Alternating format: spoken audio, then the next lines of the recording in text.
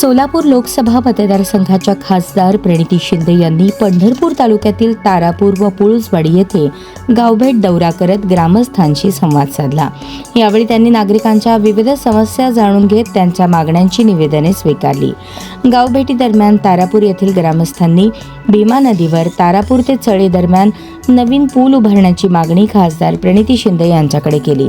या पुलामुळे परिसरातील नागरिकांच्या दळणवळणाचा प्रश्न मोठ्या प्रमाणात सुटण्यास मदत होणार असल्याचे ग्रामस्थांनी सांगितले।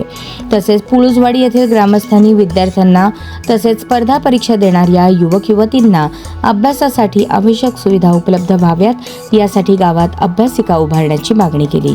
याच दौऱ्यादरम्यान तारापूर येथील प्राथमिक आरोग्य उपकेंद्रात अपुऱ्या सुविधा असल्याचे निदर्शनास आल्यानंतर खासदार प्रणिती शिंदे यांनी जिल्हा आरोग्य अधिकाऱ्यांशी तात्काळ संपर्क साधला।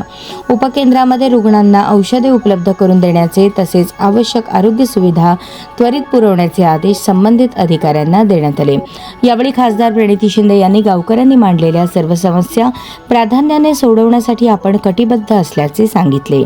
जनतेच्या सेवेला सर्वोच्च प्राधान्य देत संबंधित प्रश्नांबाबत आवश्यक ती कार्यवाही करण्याच्या सूचना संबंधित अधिकाऱ्यांना दिल्या असल्याचे त्यांनी स्पष्ट केले।